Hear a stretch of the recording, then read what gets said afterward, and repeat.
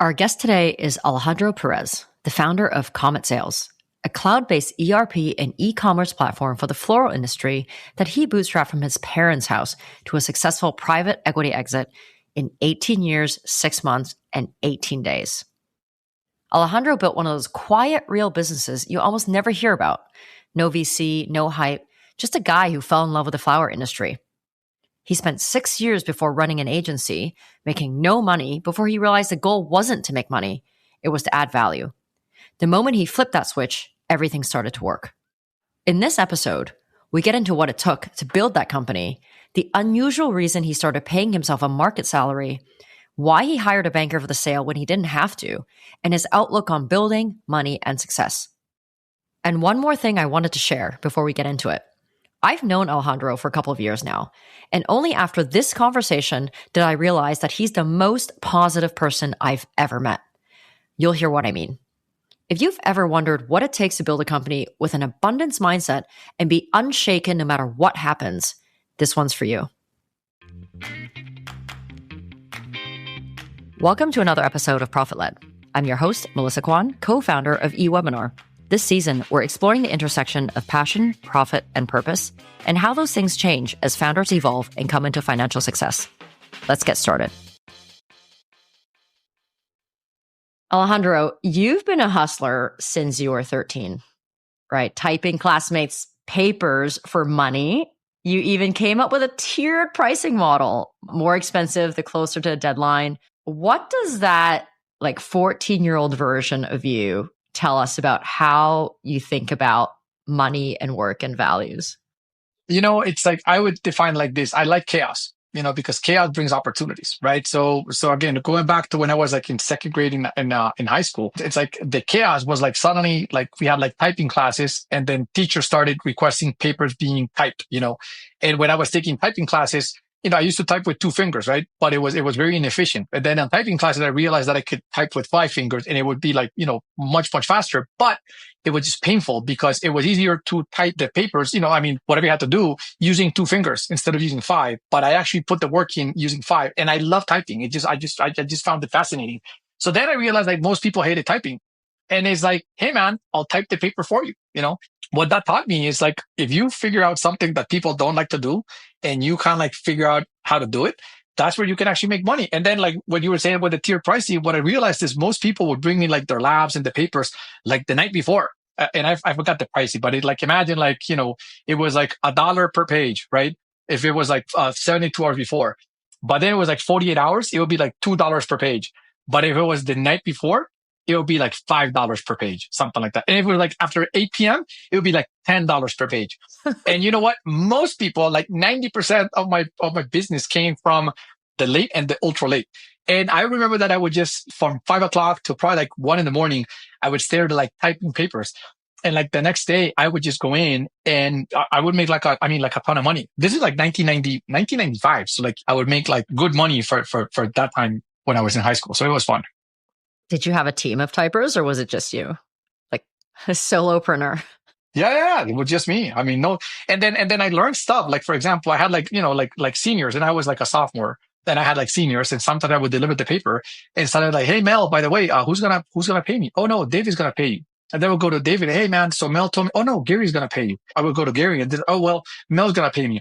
So suddenly, I didn't get paid on that paper. So now I learned my lesson. So now when something like that happened and I had certain people that I knew, let's say the same team, requested a paper, I would print 2 versions, right? And then the first version I would go and say, hey, here's your paper. Oh yeah, David's going to pay you. Mel, if I don't get paid right away, I'm just going to pour it apart.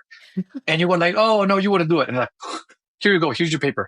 Oh my God, we got to turn in a 10. And well, if you come up with the money, I'll go to the library and print it. And then they would come with the money, and I already had it pre-printed. So, I learned about receivables and that you have to have some leverage. So it was amazing. And all those things add value until today. It's just amazing. So I enlisted services like you in university. I had never in university, my 4 years in university, I never wrote my own paper, research paper. Mm-hmm. I just hated school. So I would hire this guy who would write Earth and Ocean Sciences or whatever. And I would pay him, I don't know, whatever it was, $200-300. But then he realized he could make money from people like me who hated writing papers. So then he like basically just became a service. And then because I hadn't written any of the papers, I couldn't take the exam. So then I would have him also go in to take my exam. And then I think it created this whole thing where like, then they started checking IDs like for exams and stuff. You know, what happened to me is I started doing like all these book reports and all that stuff. And suddenly I would get book reports all the way from 4 years in high school, right? From different people, you know, younger and older than me, right? And then this is like Windows 95. So it had like the 8+3. Remember that file names could only have like 8 characters and then the 3 from the extension. So I had to come up with this convention. You know, it was like ENG underscore whatever. And then I started having all these papers. So then the business was that, hey, can you type the paper? But it was more like, hey, man, do you have the book report from The Catcher in the Rye? It's like, yes, I can give it to you with a modified version. And, you know, it's going to be like $20. So then suddenly, I would type the paper, I would type Mel's paper, right? And then like David would say like, do you have that paper? And I would just slightly modify it because it was a year and like teacher or whatever. And I would just resell that paper. And then I started having like this huge library of papers. And that also become like a great part of the business. So yeah, that was amazing. It was a fun time. You're the original Claude, the paraphrasing. Yeah, exactly. So then you went to college, became a programmer, ended up in a textile company, and then you basically took a 1-week project at a flower importer that turned into 3 years, which then ultimately became your career. When you look back at that period, what did success look like to you? You know what? I didn't really think about it that much. I mean, at that time, I was 21 when I started working in this flower import operation, and all I wanted to do was build. You know, it's like I'm a builder, so it's like to me, it's like I loved like seeing stuff that was happening around that I just wanted to build stuff, and I wasn't even thinking about it. You know, like how can I monetize? No, none of that stuff. It was just like the passion of building stuff, and I just wanted to build. I just wanted to work. You know, it's just I just found it like fascinating. And then eventually, I left the company, and then I started my company in 2004. On April 1st, 2004, with a partner of mine, and we just started like doing like all these projects. And again, at that time, success was only making money. At least from my experience, when your sole focus is to make money, money becomes very elusive. Because that's what happened to me for years. For years, the only objective that we had was like making money. How do we make money? And then we tried all these different things. And the neighbor's lawn always looks greener. So it's like, oh, what we're doing is really hard. Let's do this because it sounds easier, and it's bullshit. It never really works. And then eventually, after many, many years, I realized it's, the goal is not making money, but it's adding value. And if you add value, by definition, you're going to start making money. But it took me like 6 years to figure that out. And it was 6 years of just grueling pain, because it was 6 years of, again, and also very short-sighted. So, our new strategy is this. And then like 3 months later, like the strategy didn't work. So then you switch strategy. And by switching strategy is like, what we did and the services that we sold and all these different things. And it just never worked, because again, the whole focus was making money. But then after 6 years, when I say like, hey man, like maybe the focus is to add value, and it started like my platform, that's different, because then we had like one goal in mind, which is building something that would add value, that would solve a real pain point for customers. And that's when it all started. And then from that point forward, I'm not going to say that it was easy, but at least you had like focus. And then success started looking like, how can I build something that adds value? Because if I build something that adds value, then customers are willing to give me their money in exchange for the value that I'm bringing to the table. And then, you kind of like take off. But 2004, the company you're talking about, was that Komet Sales or was that something else? The original company was called Vertical Technologies. But then it's like, what happens is I came up with the name Komet Sales in 2010, and it was actually Komet with a C. And a friend of mine, like a customer of mine, called me like a couple of weeks later, saying like, hey man, did you notice that Komet is the name of the cleanser? Like that cleanser, like with the green and yellow stripes. And I'm like, oh fuck, like, that's bad. So like, I just switched the name to a K, and then it just became Komet Sales with a K. I mean, it's like, I'd love to have like a more sophisticated story. We had like a market study and whatever. No, man, that's like the real story. But then the company was still named Vertical Technologies. And then the product was what really took off. And then I just came up with a DBA, doing business as for Komet Sales. And then ever since that, it just became Komet Sales. And that's it. But again, like the legal company, up until we dissolved it a couple of years ago, was called Vertical Technologies, LLC, DBA Komet Sales. So for 6 years, you were still building software for the flower industry. Not flower industry. I was building software for all sorts of companies. Okay. Like, were you like a dev shop? Yeah, we were a dev shop. That's exactly it. I mean, I joke with my friends and customers, like, I have a PhD on Jack of all trades, master of none. And I acquired that PhD in those 6 or 7 years. because it's like, you try to do everything, you try to do you try to be everything to everyone. And when you're everything to everyone, it doesn't really work. It's kind of like on the personal life. When you try to be everything to everyone, it doesn't really work. It's like, you got to get to a point where you say like, fuck it, like these are the people that I want to deal with, and the rest of the people, I don't give a shit, and then life becomes easier. Business wise, it's the same. When you try to be everything to everyone, boom, it's just hard. And it also, when you start doing a business, there's so many bright, shiny objects on the edge of the road that they're a distraction. And it's really hard because like you have a mission, but it's like people go like, hey, not even flowers. Have you thought about doing the same things for avocados or, tomatoes or produce or wine? It seems so much easier than what you're doing. Why don't you give it a shot? And it's like the discipline that you have to say, to say no. That's hard, man, because you got to say like, no, no, no. And that's what I did for years. Like my philosophy was very simple. Until I'm not the number one in the flower space, why would I go someplace else? I mean, if I become like the number one and I've saturated the flower space, great, we'll move someplace else. But that's just hard to, it's just hard to saturate a market. Why would I go to a different market, instead of becoming like the number one in one market? So you went from building software for other people to deciding, okay, we're going to build our own platform for the flower market. Exactly. And why did you choose the flower market? Well, a lot of things have to do with luck. Like again, why did I choose the flower market? Well, I had a background in the flower industry, so I worked in this flower import operation for 3 years, and I really learned the inner workings of the business, like buying, selling, operations, the warehouse management, all these different things, right? So I kind of like learned that, but then it was like, wow, that's boring, and there's no market. So then I went out and I tried to build everything to everyone for 6 years, and it didn't work.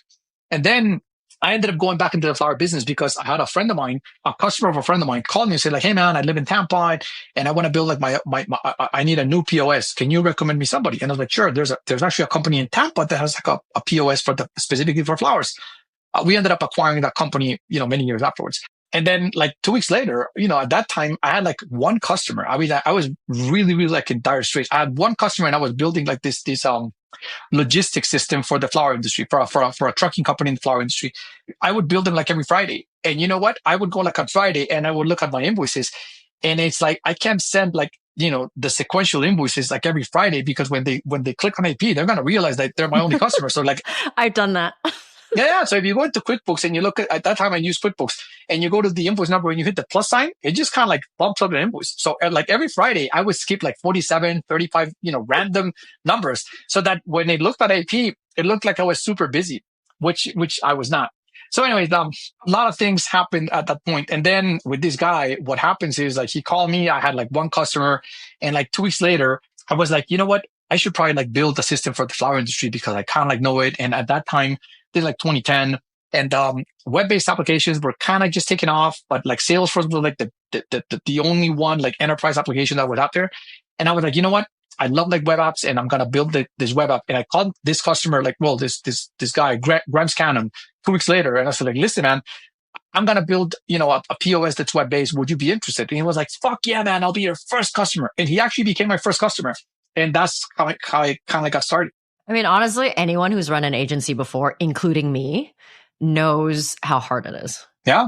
Like, you're always chasing the deal, chasing the invoice. No one wants to pay you. Like, actually, I've known very few people, agency owners, who have successfully transitioned to a product of their own. It's hard. And then again, you got to deal with so much stuff. At one point in time, I had a customer in New York, 1-800-Flowers, and they were like, like the big dog in the flower industry, but they were fucking assholes, because it's like, I would do like all this stuff, and they would take like 3 months to pay me. Mm-hmm. And I would call the guy that I dealt with like, hey man, like, what the fuck, dude? It's been like 3 months and I haven't got my bills paid. And he was like, Alex, you do realize that it's your fault. And I was like, why is it my fault? It's like, well, your company name is Vertical Technology, so it started with a V, so it's always at the end of the list. And I'm like, dude, I mean, no way. Like I wasn't born yesterday, you know what I'm saying? So anyways, but it's a lot of stories. It's just fun. I mean, at the end of the day, when you decide to be an entrepreneur, what a lot of people don't realize, it's a lifestyle. It's just like a lot of people, and I met a bunch of people who's like, oh, I want to become an entrepreneur because it's like, I want to golf every day in the afternoon. It's like, it's just not how it works, buddy. I mean, eventually you can get there, but it's like, it's just not how it works. It actually, you're probably not going to be able to golf, for a long period of time because you're going to be working, like every single day, including weekends. That's just something people say when they've never started a company before. They just like watch TV. And I met a lot of people when I was living in Miami, a lot of people that actually went there and did that. And they started a company because they wanted to golf every single day. And then 2 years later, they went out of business. I mean, they had to go back to the regular job after they ate up all their savings because it's a lifestyle, and it's like, you gotta hustle, you gotta work, you gotta start early, you gotta work late. There's like, everything's kind of like against you. I mean, at the end of the day, it's like getting on a boat, from Miami to, say, I don't know, to Lisbon, on a sailboat. You don't really know how to sail, and you don't have like any equipment, and then you just go in the ocean, and there could be like, tornadoes, and there's like, like sharks, and there's food shortages, and like everything's against you.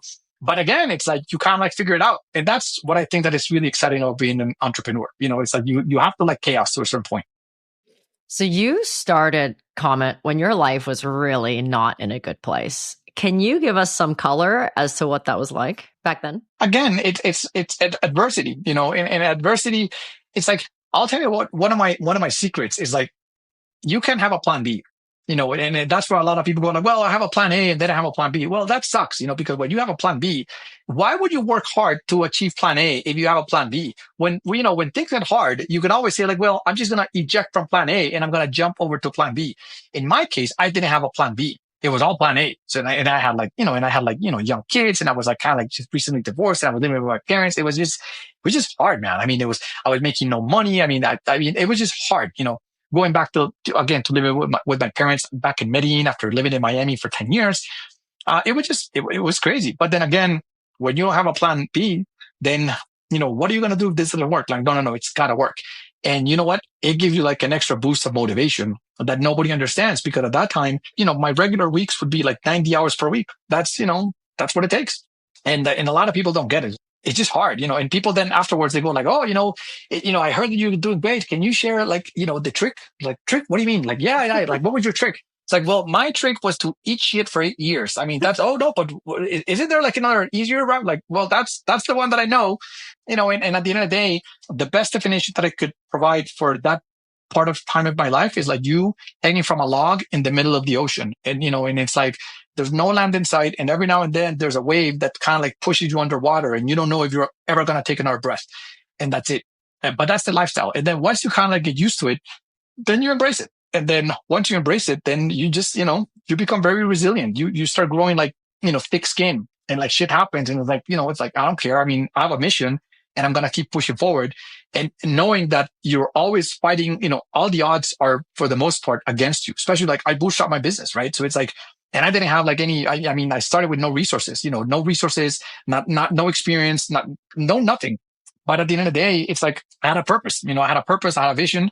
And if you have that and you're willing to put in the work, I'm not saying that it's gonna work, but the odds are much higher than if you don't have a vision and you don't have a purpose, in life. It's so hard that if you don't have something that's worth fighting for, you're gonna give up.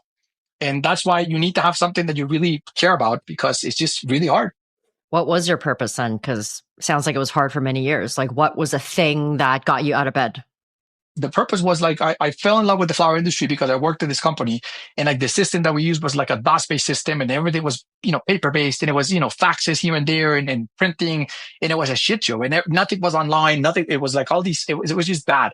And my objective was like, how can I make these companies more successful by making sure that they can actually connect? And again, like building like a web app so that you could connect like the growers and then the importers and then the wholesalers, and like no paper. Like I hated paper. So it's like no printouts and none of that stuff, everything being digital. And that was kind of like, that became like my vision. So it was more like, I wanted to add value.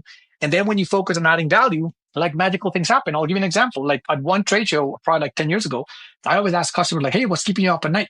And like suddenly a customer was like, oh, so many customers are paying with credit cards, but it's such a pain in the ass because you have to go to a portal and you have to put in all the stuff.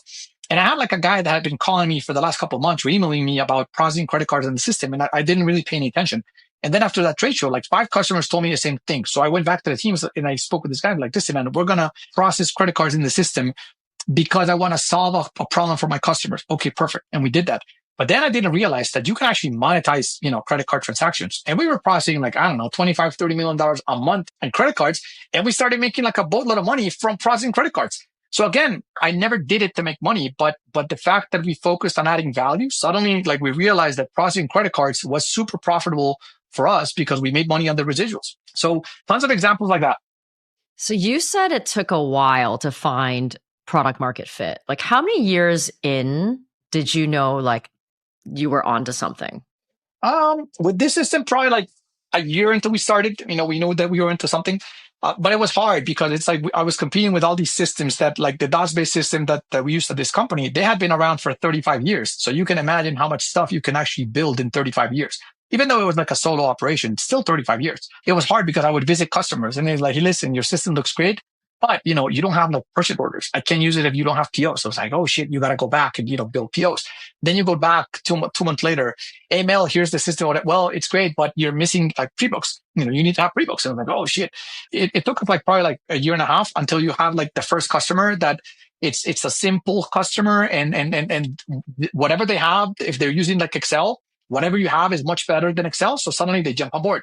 And then, I visited like, I don't know, like 100 customers in 2 years, maybe more. Mostly in Miami because Miami has a big concentration of flower importers. All the flowers are flown into Miami and then, distributed from Miami. So it's easier. Then again, just repeat the cycle. Go to a customer, show him, you're missing this. Okay, go back to the drawing board, fix it, go back to the customer and do it multiple times. And then the smaller customers, suddenly you get to a point, you reach like a level that they can actually use it and they wish that you have more, but they can start using it. And then you start having paying customers and not only paying customers, but customers that give you feedback. And then it becomes like this positive feedback loop where you just start taking off. And then like probably like by 2013, we were like the coolest company in the space because we were like web-based and again, you listen to customers. What did they hate about the existing companies? Lack of support. Like my 2 competitors in Miami had no support. Like the support was terrible. So they had no documentation. So we had like a knowledge base. We had every single thing of the system was documented. We had like, we implemented Zendesk and Zendesk was like the bomb. It probably still is, for customer support. So those things start making a big difference. And then we started, eating at the market that the other companies had. So as it was starting to kind of on the up and up, like were you paying yourself well, already living a good life? No, man, I wasn't paying myself well. I was investing, all the money back in the company. To me, it was like a badge of honor or not paying me anything, right? And then like in 2014, that's when I started getting calls like from companies, interested in learning about the company and like doing transactions, whatever. And I remember that one guy, I spoke with him and he was like, hey man, so just out of curiosity, like how much do you pay yourself? And I was like, oh, it's like, I'm so committed that I don't pay myself shit. And he was like, well, then your company is not really valuable. Like, what do you talk about, dude? And like, well, here's what happens. Like if we were to acquire your company, the first thing that we had to do is we had to find somebody that does exactly what you do. And we're not going to be able to find that person for zero. So it's like, it doesn't make any sense. So it's like at that point, like, oh man. So it's like suddenly it's like my real cost has to be part of the company. So then after that point, I started paying myself. And then, I started paying myself. Like if I was going to get somebody like that was doing my job, how much would they make? Same with the rest of the team. And then the company becomes much more valuable because when somebody comes in and looks at the company, if they're like, when I sold the company, we had a new CEO come in.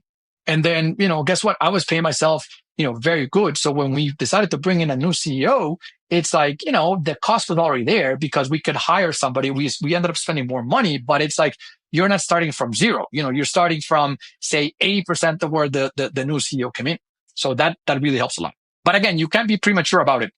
I think a lot of founders, especially nowadays, kind of wear that badge of honor of like not paying themselves, like kind of ramen profitable. But ultimately, like you need to be mentally healthy, right? And like not in survival mode all the time to be able to make like great decisions. Well, it also depends where you are in your time frame. Like I spoke earlier today with a guy that's 28 years old. He started a SaaS company and they're kind of like, just getting started, whatever. And it's like, and I told him like, hey man, you're 28, you're single. It's like, you can take so many risks. I mean, you can live out of, ramen noodles, instant noodles, for a while because again, you're at that stage. But if you have like a family, if you have like kids, if you have like other responsibilities, then it's just harder. It's not healthy from a financial point of view of the company. Your financial are not going to be realistic if you're not paying yourself anything. And I'm not saying you don't have to pay yourself like, the top salary, but it's like you have to pay yourself something so that when somebody looks at the financials, they make sense. Because if not, it's not like a real company if you're running it and you're not paying it, because you have to assume that if you stop running it and you have to bring somebody in, nobody's going to come in to run it for free. It's just not going to happen. That's how I would suggest people to kind of like set up like their comps. If I was going to bring somebody to do what I do, how much would they make? And again, understanding that you can't pay like market prices when you get started, but like as soon as you can, start paying yourself that so that the company becomes more realistic. So you've told me before, because we're friends and we hang out at parties, Yep. that you were happy running Komet. Like you didn't need to sell it. Like you would have, like you loved your job and you would have been fine, like just running it. And, when someone came knocking, you just kind of named your dream number to see if somebody would meet it. Walk me through that moment. Like, what did it feel like when somebody was like, yeah, actually, like we can meet you there? Hey, I want to take a minute to talk about the thing that makes my life and this podcast possible, my own company, eWebinar. Here's something no one questions. We expect every piece of content in our personal lives to be available on demand, from this podcast to our favorite TV show. But when it comes to business webinars, whether it's demos, training sessions, or onboarding calls, anything where a live person has to show up and deliver content, we're still asking people to be somewhere at a specific time on one specific date, hoping they'll make it, and it just doesn't scale. The average attendance rate for a live webinar is 30 to 40%. That means the majority of people who want your content never see it. Prospects who never see your demo don't convert. Customers who skip onboarding don't activate. Anyone who misses training won't adopt your product. eWebinar was built to solve that. We turn any video into an interactive experience that runs on autopilot 24/7 in every time zone. Your audience joins when it works for them, and our live chat lets you respond to questions in real time or later through email, so every question gets answered and nobody feels ignored. It outperforms live by every metric. Attendance, watch times, engagement, and conversion rates are all higher. When live delivery is no longer the bottleneck, you open up a whole new world of opportunities, and that's the real unlock. You're not just replacing the webinars you're already doing. You're finally creating all the ones you never had bandwidth for. The onboarding series, the product walkthrough, the sales demo for that segment you've been meaning to go after. Come see it for yourself. Visit ewebinar.com to join our demo at your own time. No salesperson required. All right, let's get back to the episode. Well, I'll actually go a little bit back. I was a member of Vistage. I'm actually going to join Vistage again. It's a peer CEO network, and there's a group up in, there's many groups across the States, but I used to go to a group north of Miami in Boca Raton, and I would commute like every month to that meeting. And in 2018, I think it was, they bring like great speakers, and we had a great speaker called Patrick Ongashik. I think it was the name of the guy, talking about, if you're going to sell your business, the macro environment has like peaks and troughs, right? And he was like, hey, we're going to sell the business. Make sure that, the economy is at the peak so that you can have like a better valuation than if the economy is at the bottom. And you can have like the best team, the best product, the best everything. But if the economy is down, it's going to affect, how much you sell. So he asked me like, hey, Alejandro, so when are you going to sell your business? And I was like, no, Patrick, I'm never going to sell my business. I love what I do. It's my passion. It's my hobby. It's like, I don't really work. It's like, I just have fun. And I had one of my friends from the group, a guy called Mike Early. He actually took a health company public and he sold it like for 800 million or something, like a crazy number. And I remember like Mike was across the room and he was like, Alex, I challenge that assumption. You should think about having a liquidity event, selling the business and doing whatever you want for the rest of your life. And it's like, I don't believe in absolute truths. It's like, I kind of change very fast based on what I learned. So suddenly before that meeting, it was like me and the company were like this. And then after that meeting, my mindset was like, hey man, a company is like a car. You use it, I'm not gonna settle on one car for the rest of my life. So as of that meeting, I started breaking down like, separating like me from the company. And then I was like, okay, eventually I'm going to sell it. And then since eventually I wanted to sell it, you want to make sure that you keep the company in good shape. So like I was like anal when it came to reporting, to accounting. Like all of our books were, we closed our books like on the 5th of the month. All the bank accounts were reconciled. I mean, I invested on a strong accounting system, Intact, which is expensive and stuff like that. But then we complied, I think it was called ASC 606 or 602, whatever, for recurring revenue accounting. Because then you start getting, as the company grows, then it's like, the requirements are, if you have a customer and you have a 12-month contract, even if they pay for the whole year, you can't post the revenue on the P&L. You have to, post the current month on the P&L, and then you have to have the rest on the balance sheet. And then as the months go by, then you can actually move it from the balance sheet to the P&L. And it just becomes a shit show if you do that manually. So again, you implement Intact. And again, these are expensive systems. Intact was like, I don't know, I was paying like 80 grand a year or 90 grand a year. It was expensive. But, it got the job done. And guess what? And the reason like most people didn't get, like, why would I invest like in Salesforce, like 65K a year and Intact, like 80 grand a year? and Workato, like all these, enterprise tools that are really, really expensive. Well, what happens is if you're thinking about selling the business, this is an investment in the future, because when a company comes by and they're going to acquire you, if you're running like, I don't know, like Xero or QuickBooks or whatever, I mean, it gets the job done, but it's like, to a certain point, like Mickey Mouse accounting, you can go back, you can change. I mean, it's just, when you're using like a system like Intact or NetSuite, whatever, these are more hardcore accounting packages. It's just much more complex, but they're just safer. So it's like, guess what? When I sold the business, the VC that acquired us, they implemented Intact on all the companies that they acquired. So suddenly we had Intact. So suddenly it's like, oh, our financials, make sense. If they ask me for something, like, hey, here are the financials and everything's reconciled and stuff. So it just makes the company more valuable. How long before you decided, actually, I'm going to sell this one day, to actually getting an offer? Yeah, so I had like all these calls. It was actually pretty taxing, because I would get like emails like pretty much every week. There was a point that I would be taking like 5 or 6 calls every week, just with venture capital, growth equity, private equities. I hated search funds. That's the one. That's the one thing that I would recommend people don't waste time with search funds. Depending on what you're doing, that's a whole different story. So one thing that I did is I took all these calls, and the reason being is my philosophy was like, the people that are calling me know way more about all these different things than I do. I know a lot about my business, but I don't know anything about, the rest. So every time that I had a call with a VC or PE or whatever, I would learn all these different things. And I did that, I took hundreds of calls during the years, right? So I learned all these stuff. I learned about multiples and the rule of 40. And because it's like, you're having a call, like, hey, Alejandro, where are you on the rule of 40? Like, what's the rule of 40? I have no idea. It's like, oh, like you got to, oh, wow, rule of 40. That's really important.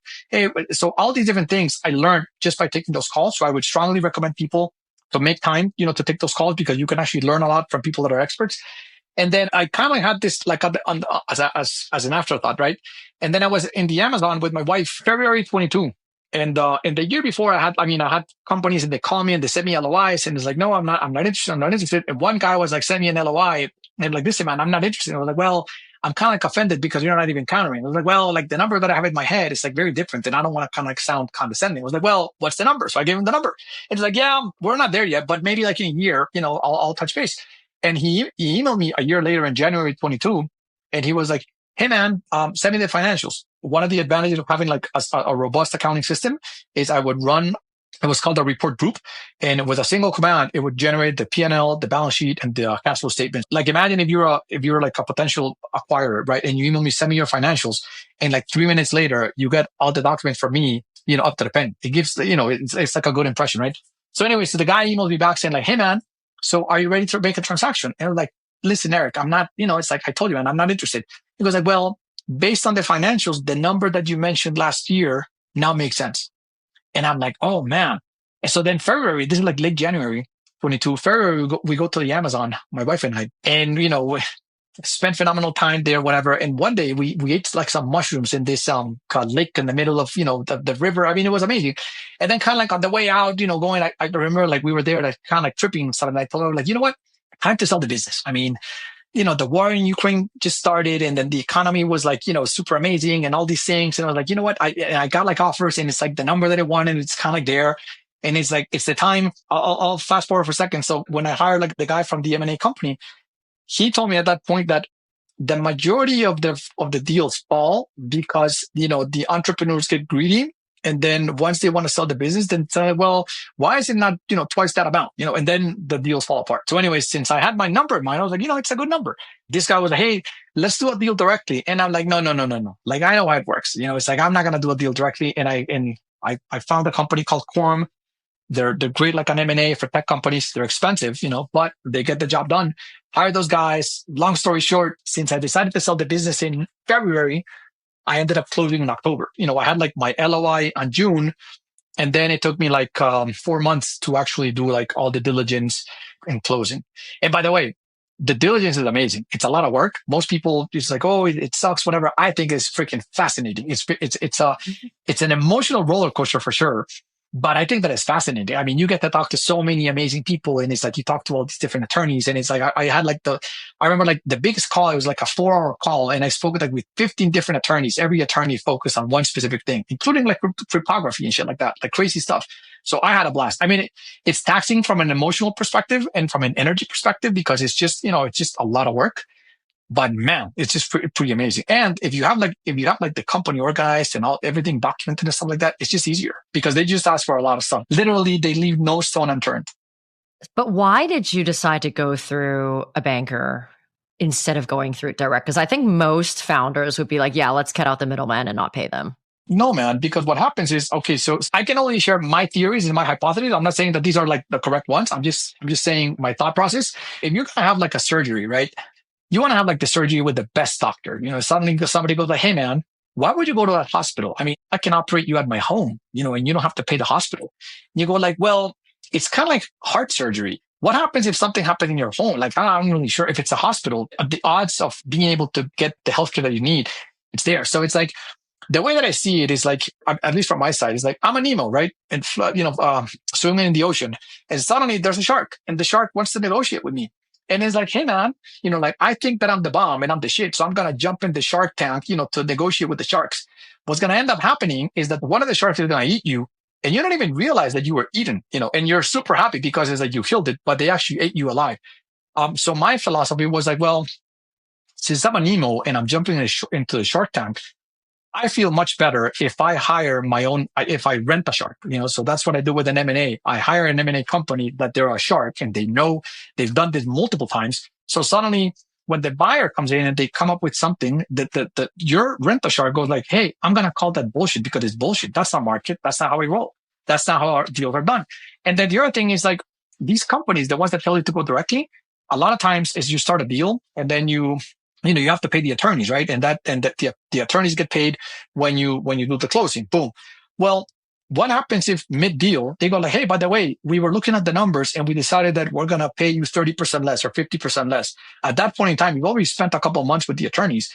And if you call out the deal, you're responsible for paying the attorneys. And then the attorneys, attorneys are expensive. Like our transaction was like, I don't know, like $1 million in attorney fees. It's a lot of money. So suddenly if they pull midway, suddenly you're kind of like forced. So it's like the M&A company is like a protection layer that ensures that none of those things happen because they know how to deal with that stuff, right? And then when you have the SPA and, the SPA, the working capital, all these different things that you're not familiar with, it's like I'll tell you. And again, it's expensive. If I were to sell, my new company again, I would go through an M&A firm. No doubt about it. Because again, why would I cut corners? And plus, like with the M&A, it's like, hey, Jeff, my target is this. Help me, this is the number that I want to get. Like, sure, man. I mean, it seems like it's going to be hard, but we'll do our best. Boom.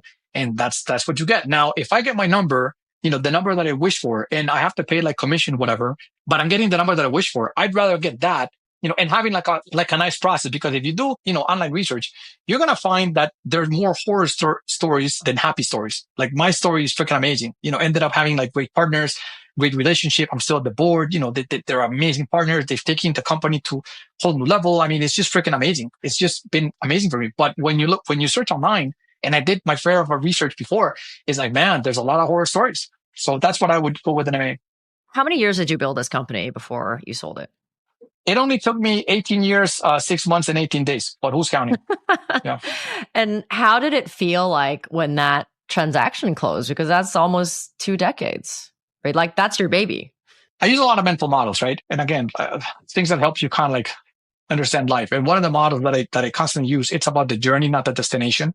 So it's like, if you're working hard and you're only focused to sell the business and you're miserable while you're doing it, it's going to be terrible. Because again, of the 18 years, 6 months and 18 days, when you sell the business, it's like, you have like a huge dopamine hit and it's going to last you like for maybe like a week, maybe like 2 weeks. And then then life goes back to normal because nothing really, I mean, sure, you have more assets available, but then besides that, like nothing really changes. I mean, like at least for us, like nothing. I mean, our life was pretty amazing before that, so it's like nothing really changed. I mean, I just have more time, especially when I got the new CEO, I got more time. So I would really kind of like encourage people that enjoy what you're doing. I mean, like enjoy the ride. I mean, at the end of the day, sure, it's phenomenal to have that and to get to that point.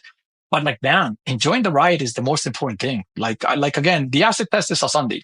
If you ask people on a Sunday, like, hey, what about tomorrow? most people are going to go like, oh my God, tomorrow I got to go to the office. What a drag, whatever. If you ask me on a Sunday, I was like, holy shit, I can't wait to be in the office tomorrow because I have all these ideas that have been brewing and I can't wait to be in my desk and talking with my team and getting them off the ground. And again, don't take my word for it, but ask people on a Sunday. And if you ask people on a Sunday, it's the acid test. Like most people are gonna complain about Monday. Oh, Monday, I got to go back to work, but this and that. It kind of sucks in my perspective. I love your attitude. It's very different than anyone I've spoken to. I mean, let's talk about money for a second, right? Like you exited for life-changing money after working like almost 20 years. And then you went deep into Bitcoin, researching it. And then you put the majority of your exit into Bitcoin when it was like relatively low. So it's almost like you had kind of two exits, right? In a very short period of time. How has your relationship with money changed, I guess, from when you started to having a successful business to just having generational wealth? The answer is it hasn't. And I'll tell you why. Because it's never been really that important. And I'll tell you why. Because I have an abundance mindset. So when I was running, in 2010, I was always like 2 weeks from being broke. And being broke is you run out of money. That's what most people don't realize. It's like being broke is your company, you don't have the cash to pay for, whatever you have to pay. So it's like I had a friend that had like a company in Colombia, and my payroll was in Colombia. It was like 5 people. Including myself, but I didn't pay myself at that point, of course. And my cash was so freaking tight that I would remember that I would call my friend like, hey man, I had payroll on Friday. It was like Tuesday. And I knew that I wasn't going to make payroll because I didn't have any checks or credit cards coming in, whatever. And I would call my friend saying like, hey man, I know that, he would always be looking for dollars every now and then. It's like, hey man, do you need some dollars like this week? I was like, oh dude, like, yes, I would need like, whatever, but 5K. Okay, amazing. Hey man, can you give me like the peso like tomorrow, and then I'll give you like the dollars like next week. It's like, yeah, man, good friend of mine, right? That was how tight it was. That was like constant, like for months or a couple of years going like that. So, and even at that time, when somebody had like a birthday, we're like, hey man, it's like Mel's birthday. Let's order a pizza. And it would be $5. Like, well, let's split it so that we can all get like, the same amount of pizza. And we just make, it would just be amazing. And then when we were 90 people and stuff like that, we would have like a whole different thing. And I remember that we would send people on vacations. I went to a conference, like in 2017 maybe, and a guy was like, hey man, you should implement something called paycations. You should send your employees on vacation. I was like, that is fucking amazing. I'm going to start doing that. So we actually broke the team in small groups, and we were 90 people. And like every month we would send, like people to a trip. We sent them to Nuki, and then we sent them to the desert up in Colombia. And it was amazing. And again, the company paid 100% of everything, all the expenses, whatever. And it was a huge investment. So all I'm trying to say is like, there's two types of mindsets. You have like scarcity mindset and you have an abundant mindset. When you have a scarcity mindset, it's never enough. It's like, and you see it all the time. It's like people that have like a super yacht. It's like they feel bad because when they went into the dock, somebody, docked a larger boat. And then it's like a scarcity mindset because it's never enough. I have like an abundant mindset. Like my life has been fucking amazing. Regardless of, the ups and downs and all that stuff. It's like, it's like, hey man, I've never been hungry. I've never had anything like that. I mean, my life is amazing. So again, how does it relate to money? It's like, for years, during those 6 years that I told you when I got a PhD in Jack of all trades, master of none, from 2004 to 2010, give or take, for all those years, my only goal was to make money. That was the pursuit of life was making money. And I made no money. It was elusive, very elusive, because it was framing it in the wrong way. The frame is, how do I add value? And you start making money when you add value, because when you add value, that's how the economy works and then the universe works and stuff like that.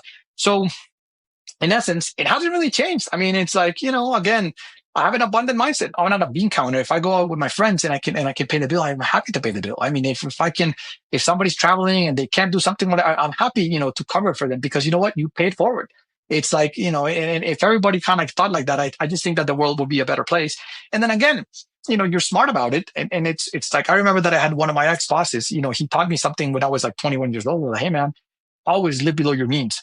And that kind of stuck with me. So it's very simple. Like people don't make money because they live above their means. They want to keep up with the Joneses. Like, oh, my friend flies in business, so I'm also going to fly in business, even though my friend has assets that pay for his business trip, and I have to, buy a business ticket with a credit card, and I'm not sure how I'm going to pay. That makes no freaking sense. If you can't afford, flying in business, don't fly in business. Like it's the world's not going to end. But then again, going back to the money thing, I'm just a pragmatist, right? So it's like, be happy, just be grateful, have an abundance mindset. There's enough resources around, for everybody. It's just a matter of how do you channel it so that you can actually get, the part that you want. And then again, be grateful. It's like, I've met people that have so much and all they care about is having more, more, more. And I'm like, have you ever learned about the law of diminishing returns? And obviously they haven't, because when you learn about the law of diminishing returns, think about it. How many cell phones do you have? One. Could you have three? Yes. Why? It doesn't, like the curve goes like this, right? And then cars, sure, zero cars, okay, kind of sucks, depending on where you live. One car, amazing. Two cars, sure. Three cars, maybe you have one, whatever. Four cars, the curve goes down, right? So again, I just think that the law of diminishing returns, and a lot of people, I know people that have made a killing, whatever, and you know what? They're still slaves to their jobs, to their everything that they do. And you know what I do? I'm the master of my universe. Me and my wife, we manage our time. We can be wherever we want, whenever we want, with whoever we want. That's it, man. I mean, in my opinion, going back to the definition of success, that is my definition of success. If you can do that in life, you are successful by far. The benchmark is with me from last week, last month, last year. It's not with you or the neighbor or the person that you saw. Like, who gives a shit? I'll give you an example. People are so fixated on being known and having like likes and all that stuff. Let me ask you a question. Can you name one of the kings of the Assyrian Empire? No. The odds are probably no, right? You and nobody else, right? And the Assyrian Empire ruled the Middle East, for hundreds of years, 2,500 years ago. And they were like the most, the king of the Assyrians was the most powerful individual of the world at that time. Same goes for the presidents of the United States and, from Russia and from all the different, places in the world. Nobody remembers, so like when people fixate today on being like known, who gives a shit, man? Like nobody cares. Why don't you just focus on being happy with the people that are close to you and your loved ones? So anyways, food for thought. So last year you took your son out of school for a year to travel, experience the world along with your wife. And actually that trip just ended. I'm curious, like what did the last year give you guys or give him? And do you think you guys came back the same person? No, we're never the same people. We never. I mean, it's I told you before, like we don't believe in absolute truths. So it's like as life goes on, we're constantly changing, and that's why. And when you're constantly changing, that's it. Most people don't do it because it requires evolving, and when you're evolving, you have to let go of people that are not evolving with you. And again, it's no judgment, but it's like you want to hang out with people that are actually changing and they're kind of like aligned with what you believe. So definitely not. I mean, that's why we try to travel as much as we can, because I think that traveling, like envision this, like you see the world through one lens and it's a yellow lens, and I see the world through a different lens, which is a blue lens. But then if I visit you, I go like, oh my God, Mel sees the world with a different lens. And when you visit me, you kind of like see the same. So then as you travel around the world, you realize that our reality is defined by depending on the lens that you're using. And the more lenses that you're able to collect, the broader the vision of the world. So when something happens, you don't jump ship to become judgmental about it. You go like, oh my God, like this is so different. That's why, in Colombia, for example, the number 13 is considered bad luck. And there's like a lot of buildings that don't have the number 13. And in Japan, it's like the number 4, which is weird because when you think about it, like, it's like this collective, hypnosis. That's like, I call it like the collective stupidity. Because what's the point? Like, there's no rationale behind it. But think about it. But when you kind of like fall into those things, if you're like superstitious, it's like you realize that when you were a kid, somebody invoked like an absolute truth that 13 is a bad, it's a bad luck number. And then if you decide to believe that, and you don't challenge that belief just because, it's real because they told you about it, then it's bullshit. Because then when you go to Japan, they're like, well, why do they have 13 and not 4? And when you come to Colombia, why do you have, 4 and not 13? It's irrational. But human beings tend to be irrational. That's why, we work so hard in changing so that we can actually, we call it getting out of the matrix, because most people are trapped in the matrix and they don't even realize. The world can use more empathy and compassion for sure. Yeah, exactly, man. Exactly. So tell us what you're working on right now. What's the next thing? So after Japan, we were traveling and we were just kind of like, I wasn't really working. So then I was listening about cloud code and reading all these things on X, whatever. Then I came back on Japan late January and I wanted to build a project with cloud code. So I kind of like, but I'm not working per se. So I didn't have anything to build. So it's like, well, I like Bitcoin. I like sovereignty. So it's like, I have like a bunch of cold wallets. And then it was like, well, I had like 2 heart attacks in the last 18 months. So then suddenly it's like, hey man, I should probably, none of my friends have anything documented. I'm the only one that has a document. But well, I'm going to build a platform for that. And then I just kind of like started building a platform with Cloud Code. And yeah, I'm pretty much done. I mean, I hired a pen testing company that did the pen testing. They work primarily with banks and all that stuff.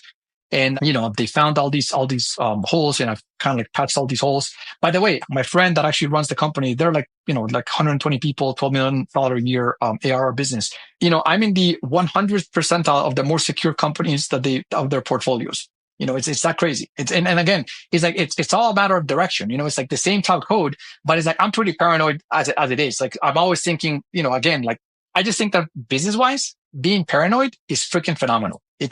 I would encourage, if you're running a business, be paranoid. Be paranoid that somebody else is going to pop up out of nowhere with the same service that you have, with a better solution, with a cheaper pricing, with a better support, whatever. And if you're always thinking like that, you don't fall into the status quo and you're not happy where you are. You're always working to improve. Again, the benchmark against yourself. Anyways, so that's what I'm working on. It's this inheritance platform for cold wallets. Yeah, for digital assets. Exactly. That's the idea. That's cool.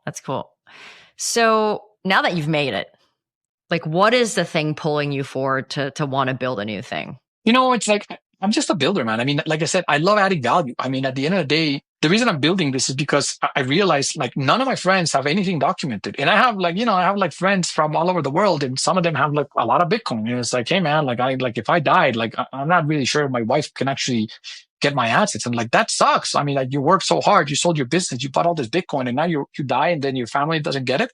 It doesn't make any sense. So like, that's kind of like the purpose. Don't get me wrong. It's like, I'd love to sell the company again. I just think that it's fun. It's like, I mean, if you sell a company, it means that you build something that is so valuable that somebody else is willing to pay you, money so that they can actually take it to the whole, to the next level.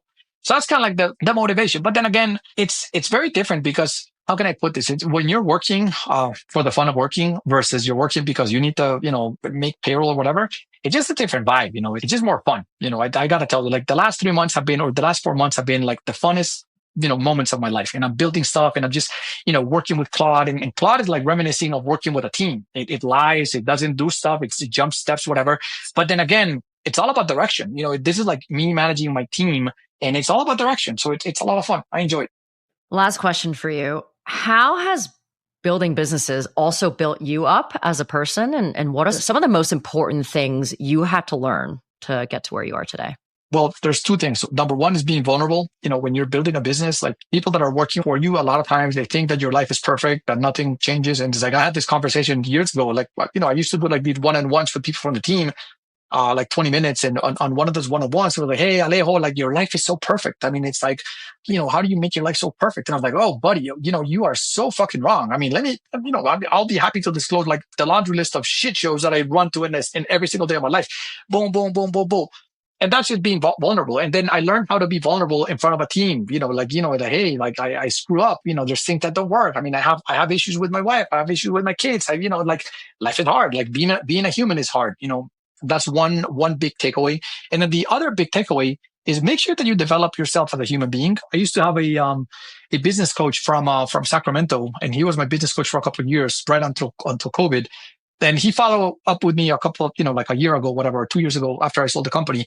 And we were chatting about this, that when you don't work on yourself and you only work on your role, what ends up happening is, if you sell the business, eventually you sell the business, or you turn in your job, what happens is you didn't develop your identity as a human being, and your identity was pegged to the role. So when the role goes away, there goes your identity. And what ends up happening, like in my case, when I sold the business and it was like, hey, we're going to get an external CEO, I was like, initially I was like, what? And then it was like, hey man, who started the business? Me. Who pushed up the business? Me. Who scaled the business? Me. You did all these things. Who's been the CEO for the last, since the company started? Me. So it's like, check. I don't care if there's a new CEO. So suddenly when the new CEO came in, it's like a lab coat. I took my CEO lab coat, took it off and gave it to the new CEO and helped him, put it in and told him here's a secret pocket and yada, yada, yada. Now, if you don't work on yourself as a human being, when that happens and you as a human become the role, when they take off the coat, imagine that the coat stuck to your skin. So you have to take it off. But you know what? As you take it off, it's going to rip part of your skin apart, and it's going to be really, really painful. And once you take it off, you're going to have like scars that are going to hurt for who knows how long. And in some cases, people never recover. Like, hey man, so what do you do? Oh, I used to be the CEO of Komet Sales. I'm not asking you what you used to be. I'm asking you what you are today. So again, second takeaway, work on you as a human being. don't let yourself become the role that you have, because the role is temporary. And again, you might think that it's permanent, but it's always temporary. So, and I've seen this plenty of times with people that I know, with friends, that suddenly they've just focused on developing the role, and they're the best, but they never worked on them as a human. And when their role goes out, there goes their identity. And suddenly when you don't have an identity, it's like, hey man, you're like a fucking boat floating in the middle of the ocean with no sail and with no no direction. You're basically kind of like there. Imagine, that's just a scary thought. Life just becomes like freaking, it's like a nightmare, man.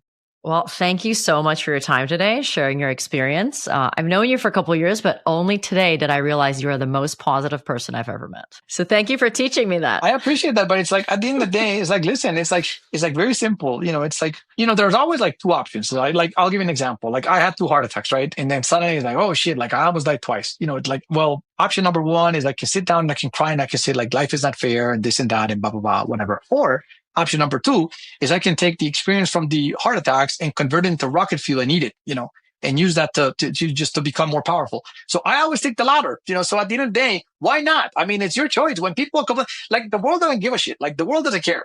At the moment that you realize that the world doesn't care, then it's on you. Like, it's like, if you want to do something, I mean, it's like when people complain like, oh my God, life is not fair and this and that, and it's so hard. Like, yeah, man, like do something about it. What are you doing about it? Like, oh, I'm not making enough money. Well, what are you doing about it? Have you asked for a raise? Well, I'm afraid. Well, then don't complain. You see, so anyways, again, I'm a pragmatist, and yeah, why not, man? I mean, like, that's why I love studying ancient history, because when you study ancient history, you realize that this is the most magnificent moment in all of mankind to be alive. No other, when people complain about, oh, there's so much violence going on in the world. Have you studied like ancient history? Holy shit, dude, that was fucking like, like again, like when the Assyrian Empire or the Persians, and like, think about like Genghis Khan, like the Mongols, like how did the Mongols roll? It's like, hey man, we go to a city state. Knock, knock. We want you to become part of the Mongol Empire. It's like, no, fuck you. We're not going to open the door. It's like, okay, here's like the 2 options. Either you open the door and you become part of our empire, or you don't open the door. We're going to siege your city. And once we go in, and we will get in, we will kill every single person in the city and we will erase you. I was like, well, go for it. And they did. And they killed everybody. So it's like, again, we live it. I mean, like that doesn't happen. Sure, we have conflict and shit happen, whatever. But it's like, hey man, this country has decided that we're going to eradicate this whole country from the face of the earth, and we're going to do it. That doesn't happen today. It used to happen all the time. Most people were slaves, like, I don't know, like a couple hundred years ago. So when you think about it, I mean, why not be positive about it? I mean, it's like, what are the odds of you getting a cut and dying? What are the odds of you getting a car crash? I mean, listen, you get in a car crash and you're freaking, torn into pieces. They take you to an ER. It's going to hurt as hell. But you know what? You walk out and you're alive, and a couple months later, life goes back to normal. So when you think about all those things, why not be positive? It's just easier and it's more fun. Proving my point as we speak. Thanks so much for your time. No, for sure. I appreciate the invitation.